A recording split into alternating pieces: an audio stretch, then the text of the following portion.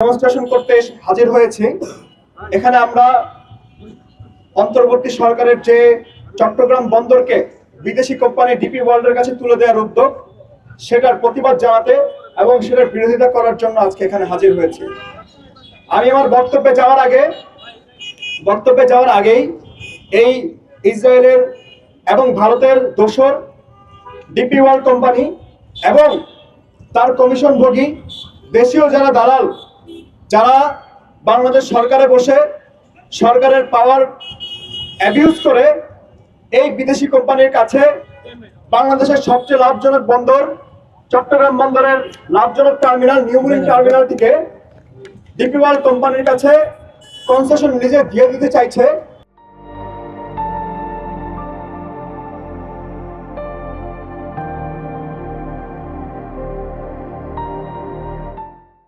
সেই দালাল, কমিশনভোগী এবং ইকোনমিক হিটম্যানদেরকে আজকে আমরা লাল কার্ড দেখাবো। এই মুহূর্তে আমরা সবাই আমাদের হাতে যে লাল কার্ডগুলো রয়েছে সেগুলো উঁচু করে ধরি এবং আমরা এই বিদেশি company north east India company DP world, সবাই লাল কার্ড দেখাবেন।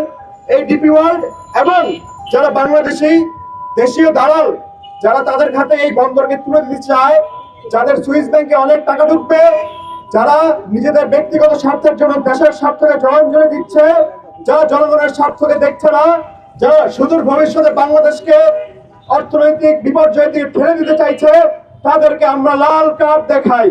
Red card, red card, red card, red card, red card, red card, red card, red card, DP World, DP World, red card, red card, red card, red card, DP World, red card. সরকার যেন এই চুক্তি করতে না পারে তার বিরুদ্ধে আমরা আগের মতো সম্পূর্ণ শক্তভাবে অবস্থান নেব। আমাদের দাবিগুলো হচ্ছে ডিপি ওয়ার্ল্ডের সাথে নিউ মেরিন টার্মিনাল হস্তান্তরের যে চুক্তি, সেটি যে প্রক্রিয়াধীন রয়েছে সমস্ত প্রক্রিয়াকে বাতিল করতে হবে। আমাদের দ্বিতীয় দাবি হচ্ছে আমরা গতদিন যাদেরকে ইকোনমিক হিটম্যান বা অর্থনৈতিক ঘাতক বলে অভিহিত করেছিলাম, আশিক চৌধুরী, লুৎফর সিদ্দিকী, চট্টগ্রাম বন্দরের মনিরুজ্জামান এবং নৌ উপদেষ্টা সাখাওয়াত হোসেন, তাদেরকে সরকারের সকল দায়িত্ব থেকে অব্যাহতি দিতে হবে। ইতিমধ্যে মনিরুজ্জামানকে চট্টগ্রাম বন্দরের চেয়ারম্যানের দায়িত্ব থেকে অপসারিত করা হয়েছে। বাকি তিনজনকেও তাদের এই দেশ বিরোধী চক্রান্ত এবং এই বিদেশি কোম্পানির কমিশন ভোগের অপরাধে বিচার বিভাগীয় তদন্তের মাধ্যমে তাদের দায়িত্ব থেকে অপসারণ করতে হবে এবং এই তদন্ত হওয়ার পূর্বে তারা কেউ যেন দেশ থেকে বেরিয়ে নেওয়া যেতে পারে। আমাদের তৃতীয় দাবি হচ্ছে বন্দরে শ্রমিকরা বিভিন্ন ধরনের আন্দোলন করছে, তাদের রুটি রুজির জায়গা থেকে তারা সেই আন্দোলনগুলো চালিয়ে যাচ্ছে, কিন্তু সরকার পাওয়ার প্র্যাকটিসের মাধ্যমে তাদের উপর ক্রমাগত দমন, নির্যাতন, নিপীড়ন চালিয়ে যাচ্ছে। আমরা দেখেছি, খবরে এসেছে, তাদেরকে জোরপূর্বক টিভি কর্তৃক তুলে নেওয়া হয়েছে। হাসিনার আমলের স্টাইলে একইভাবে সেই প্র্যাকটিস জারি রাখা হয়েছে, তাদেরকে ট্রান্সফার করে দেওয়া হয়েছে। এই কাজগুলো যারা করেছে তারা কি আসলে জুলাইয়ের চেতনাকে ধারণ করে? আমরা বলবো বন্দরের শ্রমিকরা তারা হচ্ছে যে কোনো দেশের শ্রমিক, জনতা হচ্ছে সেই দেশের অর্থনীতির চালিকা শক্তি এবং প্রাণ।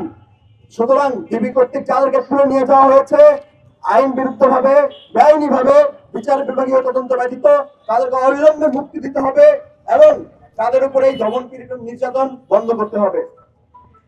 যদি সরকার আমাদের এই দাবিগুলো মেনে না নেয়, তাহলে আমরা যারা শিক্ষার্থীরাও রয়েছি, আমরা যারা বাংলাদেশের সাধারণ আপামর জনতা রয়েছি, যারা আমাদের অর্থনীতির সার্বভৌমত্বকে কোনোভাবে বিদেশি শকুনের হাতে দিতে চাই না, অন্যের নিয়ন্ত্রণের অধীনে দিতে চাই না, আমরা যারা গোলামি চাই না, তারা কিন্তু রুখে দাঁড়াবো।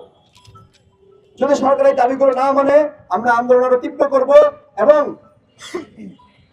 সরকারকে বাধ্য করবো এই ধরনের চুক্তি, দেশ বিরোধী কালো চুক্তিতে সই না করার জন্য।